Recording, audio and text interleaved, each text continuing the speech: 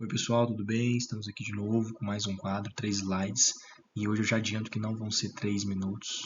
A gente vai falar hoje de ceratocone, um tema muito prevalente no mundo. Hoje a gente estima aí que mais ou menos 2% da população tem a ceratocone.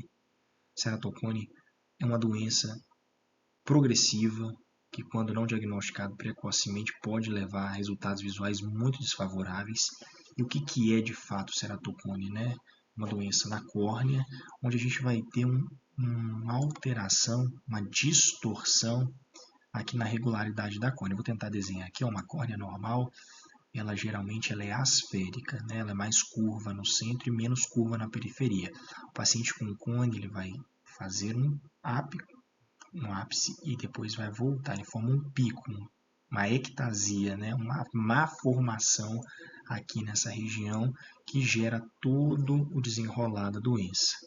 Geralmente ela aparece na adolescência, mas pode ter um pico que a gente chama de bimodal, ou vai aparecer ali naquela fase de transição para a adolescência, ou pode aparecer mais tardiamente, paciente com 20, 25 anos. Geralmente esses pacientes que vão desenvolver o cone mais tarde, eles não tendem a desenvolver doenças mais graves. Os pacientes que tendem a desenvolver o cone já ali na infância, para a adolescência, esses casos que precisam ser muito monitorados, porque podem evoluir a casos mais graves de cone. E vai aumentando o astigmatismo, pode evoluir também a questão da miopia e a visão vai ficando mais borrada, mais distorcida. E sempre lembrar, né, que o cone tem um fator genético aí associado e o mais importante ambiental é a questão do coçar o olho. Então, entrando nessa parte de sintomas, quais são os principais sintomas? Conforme a gente já disse, visão vai turvando, vai embaçando, esse paciente ele começa a vir muito no consultório, às vezes, né, com uma frequência maior do que a devida, vem ali com 6, 7 meses com um grau já bem maior, queixando-se muito da visão, a gente percebe um aumento do astigmatismo, muita sensibilidade à luz, ele começa a ter muita queixa de coceira nos olhos.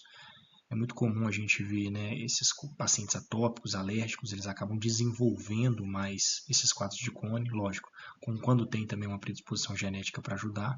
Os pacientes podem ter uma queixa e uma dificuldade de enxergar à noite, muito porque quando a pupila acaba de noite, a gente tem menos luz, naturalmente a pupila acaba abrindo mais e essas distorções periféricas da córnea acabam impactando mais na visão. E assim, entrando agora de como é feito o diagnóstico de ceratocone. O diagnóstico de ceratocone é feito basicamente na consulta. Quando o paciente vem na consulta oftalmológica básica, a gente já pode suspeitar que o paciente tem cone. Quando ele tem estágios muito iniciais de cone, às vezes é difícil só na consulta a gente confirmar, e aí entra os exames complementares. Mas na própria consulta, a gente faz um procedimento chamado esquiascopia, a gente joga uma luz no olho do paciente, até para a gente tentar ver o grau, e quando a gente faz essa incidência dessa luz, a gente percebe que a luz ela começa a trafegar de uma forma irregular na córnea, então ela gera uma suspeita. E aí a gente, lógico, confirma, hoje a gente tem um portfólio de exames complementares muito grande, que podem confirmar o cone de uma maneira mais tranquila, mais fácil. Dentre eles, né, o mais comum é a topografia de córnea, que vai tentar identificar essas deformidades, essas irregularidades, essas assimetrias. A gente tem exames mais modernos hoje, como a própria tomografia de córnea. A gente tem também a paquimetria, que não necessariamente é um exame específico para a gente detectar o ceratocone, mas para determinar a espessura da córnea. Na própria tomografia já se vê tudo, mas quando o paciente faz uma topografia, aí às vezes precisa também fazer a PAC para a gente poder estimar. Em alguns casos, a microscopia especular para a gente ver, né, como é que está a saúde, a celularidade ali da córnea.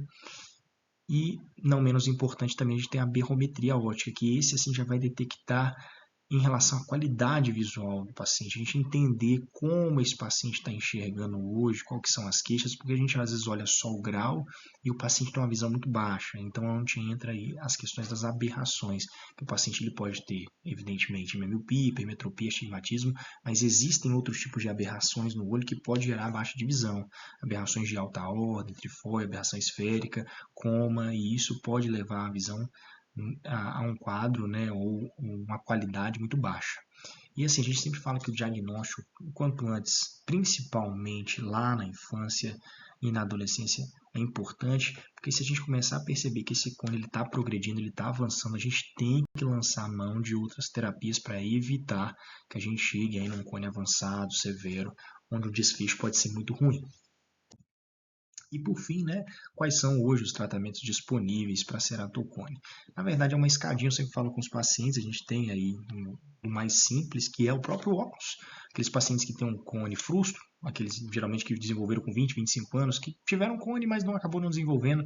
Esses pacientes às vezes têm uma qualidade de visão muito boa com óculos e vida que segue, cuidados comportamentais e não vão precisar de mais nada além disso. Agora, alguns pacientes que já não conseguem ter uma boa qualidade com óculos, a gente pode evoluir para uma lente gelatinosa. Nesses casos, geralmente o paciente com lente gelatinosa só vai se beneficiar quando o óculos também fica bom. Senão a gente tem que acabar evoluindo pelo menos para uma lente rígida, aquela lente dura, porque ela acaba regularizando um pouco a córnea e vai trazer uma qualidade visual maior. Não existem ainda estudos que falam que a lente rígida para a doença. Mas, enfim, melhora muito, em alguns casos, a qualidade de visão do paciente. A vida do paciente muda por completo, às vezes só usando essas lentes rígidas. Hoje a gente também tem a opção de lentes esclerais, que são lentes maiores, que eles cobrem não só a córnea inteira, chegando até lá na conjuntiva, que trazem, às vezes, um pouco mais de conforto para o paciente, que não se adapta bem com uma lente rígida corneana comum, convencional, e podem trazer resultados visuais muito bons. As lentes esclerais têm avançado muito, isso é um ponto positivo, o paciente com cone, trazendo qualidade de visão com conforto também, isso é importante. E tem os outros tratamentos para a gente tentar realmente, né, pelo menos ou estabilizar a doença, ou curar de fato a doença dentro do possível, que seria primeiro o crosslink, que quando a gente, né, faz uma injeção de luz ultravioleta com vitaminas específicas. O objetivo do crosslink é tentar estabilizar a doença, em alguns casos tem uma indicação muito boa. E as correções cirúrgicas que a gente entra hoje, né, basicamente com um anel intrastromal. Nesses casos, quando é possível, não é sempre possível, por isso que a gente fala, dependendo da escada aí, de como é que está o cone do paciente, se ele tem essa possibilidade, que pode ajudar nesse processo de regularização da córnea, diminuir o astigmatismo, trazer uma qualidade visual para o paciente.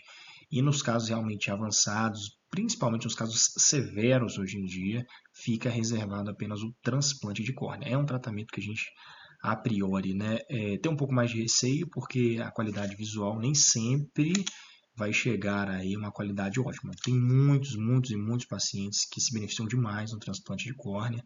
Hoje a gente também tem técnicas diferentes, né, de transplantes que a gente fala lamelares ou a parte anterior, enfim, né. E a gente tem um transplante penetrante, que é o tradicional, onde troca a córnea toda. Esses que às vezes podem ter resultados um pouco mais imprecisos. A gente tem casos de falência de enxerto, tem casos de rejeição. Toda vez que a gente fala no transplante assusta um pouco, mas em alguns casos podem mudar por completo a vida do paciente. Então a gente pode lançar a mão dessa ferramenta também. Não é hoje, né, o tratamento de eleição, a gente não quer que chegue a isso, mas ainda tenha também essa possibilidade. Lembrando, né, cada caso de ceratocone é único, é muito particular, precisa no consultório avaliar, porque não é só também a questão da classificação do cone, tem algumas coisas clínicas que surpreendem, às vezes o paciente tem um cone um pouco mais avançado, mas tem uma qualidade de visão boa, às vezes tem um cone que não é tão avançado, mas a qualidade de visão é ruim, então tem várias coisas que a gente precisa avaliar. A gente vai encerrando por aqui.